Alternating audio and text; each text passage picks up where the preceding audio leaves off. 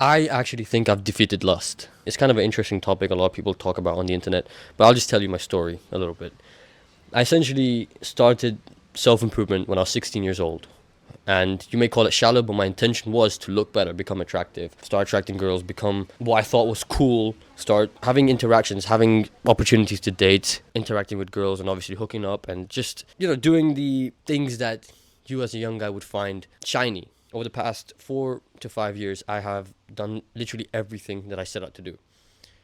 There's nothing I can do that I haven't already done. And I'm at a point where I know that I can confidently say I've beaten lust. I've beaten that one monster.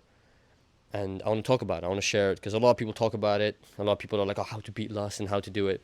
And I have done it.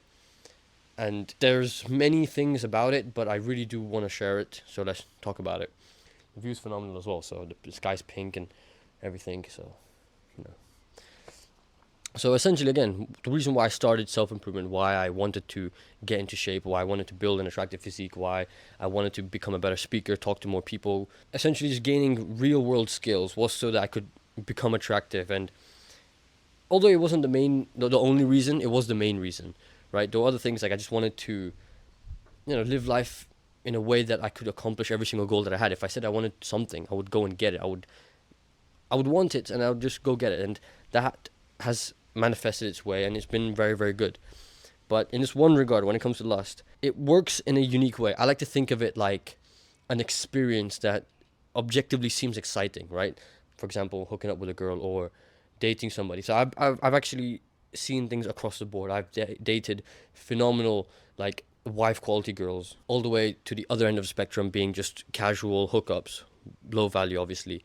So I've seen pretty much everything on the extremes and in between over the past 4 to 5 years. I'm almost 21 now, and it was fun. I won't lie to you. It was fun. It was exciting. While being as humble as I possibly can, that I have had many experiences that maybe most people will never have, and that's why I think I can speak on this. So essentially, I like to think of it as exotic or fun experiences, similar to, let's say, skydiving, right? Let's say you want to go skydiving. It objectively looks very fun to you, right? Jumping out of a plane, seeing the view, falling at high speeds towards the ground. It's very dangerous. You could die, but it's an exciting experience, right? You could flex about it. You could brag about it. I went skydiving. It's a cool thing to do. And so if you do it, right, I can guarantee it when you land on Earth, when your parachute opens, hopefully, and you land on Earth and you stand there and you're like, wow, that was a fun experience. You're probably gonna look back and go, that was fun, but it wasn't as crazy as I thought. Like, that will happen to you, regardless of what the experience is. It's just how we are as humans. Especially if you're a young guy and you're ambitious and you like want to keep doing the next best thing. You're gonna do things and be like, fuck, that was cool, but it wasn't as cool as I thought it would be. Now, obviously, skydiving is cool. You're gonna find it fun, but after that moment, if you ever got the opportunity to skydive again, in my mind, it's more like I've already done it before.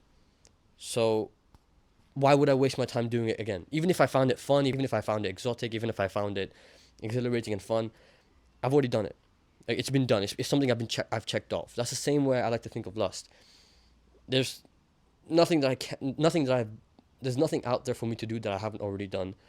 And so, in my mind, it's kind of like being a hamster stuck on a wheel, chasing the same thing over and over again. Lust, or women, or dating, or hookups, or sex. And it's asinine. It's stupid. You've already done it. Why are you doing it again?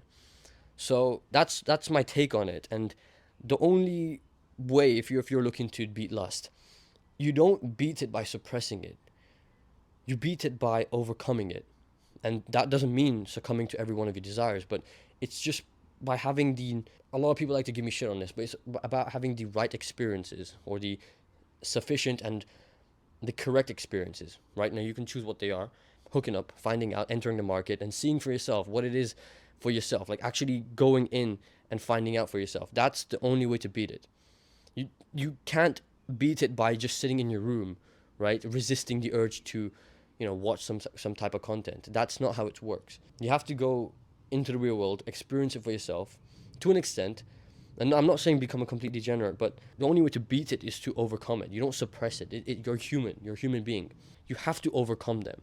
You have to experience it, look at it from hindsight, and go, I've done it. Now there's no reason for me to do it again. Like, that's like the simplest thing. That's what, I guess maybe that's how my brain works. But once I've done something, it's kind of like, okay, why do I need to do it again? And obviously this is only for pleasure seeking things. Like, if I've done something, if there's something pleasure seeking and I've already done it, I really have no drive or urge to do it again, right? If it, like, you could call it, it could be anything, whatever fantasy you may have, whether that's hooking up with a very pretty girl or doing something novel, anything. I'm not gonna get vulgar or weird, but once you've done it, you're kind of like, I've already done it, it was cool, and now whatever is beyond that, you kind of go, well, I've already done this. You kind of just move on from it, right? You kind of just grow up from it. And so that's how I think of lust. You kind of, you grow up from it. And obviously I was not in a place where I was constantly chasing after every single one of my impulses and being a complete degenerate. So obviously you have to be smart and calculated about it, what you're doing. It's just about going through it, seeing it for what it is, respecting your human biology or your mind or just the power of everything, and overcoming it through experience. Like, that's the only thing, because to actually mature from something like this, you actually have to experience it, actually have to have your own experience, not just watch some video of some guy talking about it in his backyard, but actually go through it and come to your own your own conclusion, right? And a lot of these virgins in the comment section always go, oh my god, hooking up is bad, well, how, that's stupid, it's stupid. Maybe. And obviously you're coming to a conclusion despite not having your own experiences. So that's where the problem occurs. The only way you're going to learn a lesson that's unique to you is by going through a experience that's unique to you.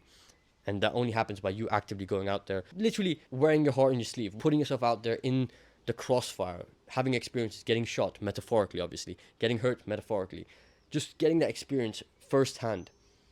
That's how you beat lust. That's how you beat lust. You go out there, experience things for yourself, and be reflective enough to actually look at each experience and realize, holy shit, that was way more boring and crap than I thought it would be. And that's when you realize, that's when you'll gain the perspective, gain the information to actually mature and just move beyond from it, right? That's when you'll stop having urges to text that girl or do this or go out just because you want to get some action. Like, it will all dissipate because you've done it all. And this doesn't mean you have to spend years and years doing it. It just means getting a select amount of experience appropriate to you. Now, obviously, this is going to vary from person to person. Maybe I was just fortunate in that regard to be able to have that self-reflection, but I think we all have it in us, especially if you've been doing the whole meditation and self-improvement, holistic stuff when you were younger.